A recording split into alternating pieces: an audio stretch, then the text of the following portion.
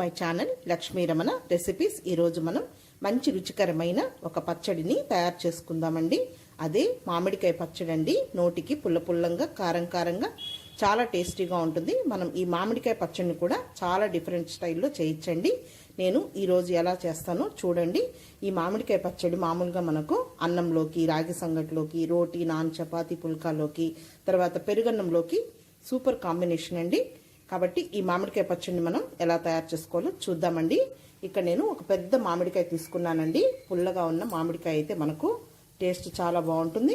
అందులోకి ఒక పెద్ద 2 ఉల్లిపాయలు తీసుకోవాలి. ఒక మీడియం సైజు వెల్లుల్లిపాయి, ఒక 15 ఎండుమిరపకాయలు తీసుకోవాలి. ఎందుకంటే ఈ మామిడికాయ పుల్లగా ఉంటుంది. అలాగే ఉల్లిపాయలు వేస్తున్నాం. సో ఇవన్నీ వేస్తున్నాం కాబట్టి మనకు సరిపోతుందండి. కొంచెం పచ్చడి అంటే కొద్దిగా పుల్లంగా కారంగా ఉంటేనే టేస్టీగా ఉంటుంది. ఇప్పుడు మనం ప్రిపరేషన్ చూద్దామండి. ముందుగా ఈ మామిడికాయకి పైన కొంచెం లైట్గా ఈ తాట్ అనేది పీల్ చేసుకోవాలి. చూడండి, మామిడికాయ ముక్కల్ని ఈ విధంగా ముక్కలుగా కట్ చేసి పెట్టుకోవాలి. అలాగే ఈ పైన కూడా మనకు స్కిన్ అనేది ఈ విధంగా ఉండాలండి, మొత్తం తీసేయకూడదు. ముందుగా ఒక మిక్సీ జార్ తీసుకొని ఈ ఎండుమిరపకాయని ఇలాగే వేసేయాలి, ఏం ఫ్రై చేయకూడదండి. ఇప్పుడు ఇందులో పచ్చడికి సరిపోయేంత రాళ్ళుప్పుని వేయాలి. ఇది మరి కంటిన్యూగా కాకుండా నిలుపుకుంటూ గ్రైండ్ చేసుకోవాలి. చూడండి, ఈ విధంగా వేసుకోవాలి. ఇప్పుడు దీన్ని తీసి పక్కన పెట్టేయాలి. ఇప్పుడు ఈ మామిడికాయ ముక్కలను కూడా ఒక 2 సార్లుగా వేసేసుకొని మరి మెత్తగా కాకుండా కొంచెం కచ్చా పచ్చగా ఉండేటట్టు గ్రైండ్ చేసుకోవాలి. చూడండి, ఈ విధంగా వేసుకోవాలి.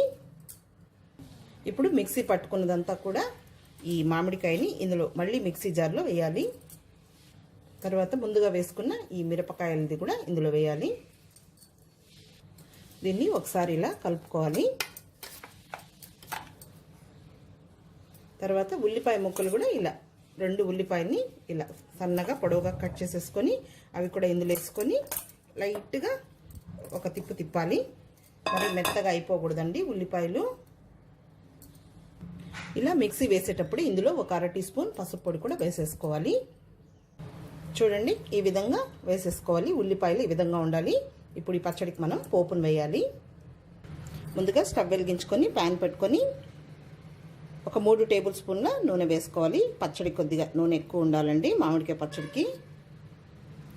ఇక్కడ చూడండి, పోపు దినుసులండి. ఆవాలు 1/2 టీ స్పూను, మినప్పప్పు 1/2 టీ స్పూను, పచ్చిశనగపప్పు 1/2 టీ స్పూను, ధనియాలు 1/4 టీ స్పూను, జీలకర్ర ఒక 1/4 టీ స్పూను, మెంతులు ఒక 6 తీసుకోవాలి. అవి ఇందులో వేయాలి. ఇప్పుడు పోపు దినుసులు వేగాయండి. మనం తీసుకున్న ఆ వెల్లుల్లిని పొట్టు తీయకుండా ఇలా కచ్చా పచ్చగా దంచి వేయాలి. వెల్లుల్లి ఎక్కువగా వేసుకోవాలి. అలాగే ఒక 4 ఎండుమిరపకాయలు ఇలా తుంచి వేసేసుకోవాలి. నంచుకొని తినడానికి బాగుంటాయి. పచ్చి కరివేపాకు, ఇంగువ ఒక చిటికెడు వేసుకోవాలి. ఇప్పుడు ఈ పచ్చడి అంతా ఈ పోపులో వేసేసుకోవాలి. ఇప్పుడు ఇందులో ఇంకొక టీ స్పూన్ కారం పొడి వేసుకోవాలి. ఇప్పుడు ఇదంతా ఒకసారి కలుపుకొని 1 నిమిషం ఈ పోపులో ఇలా మిక్స్ చేసేసుకోవాలి. మరి ఎక్కువ మనం ఫ్రై చేయకూడదండి, రబ్బర్ లాగా అయిపోతుంది పచ్చడి అనేది.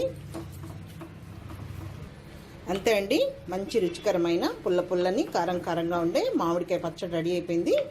ఇప్పుడు ఇది మనం డిష్ అవుట్ చేసేసుకోవడమే.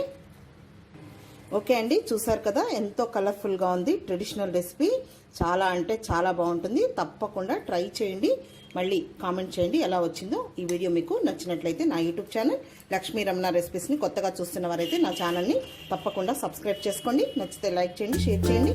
ఒక మంచి వీడియోతో మళ్ళీ కలుద్దామండి. నమస్తే అండి.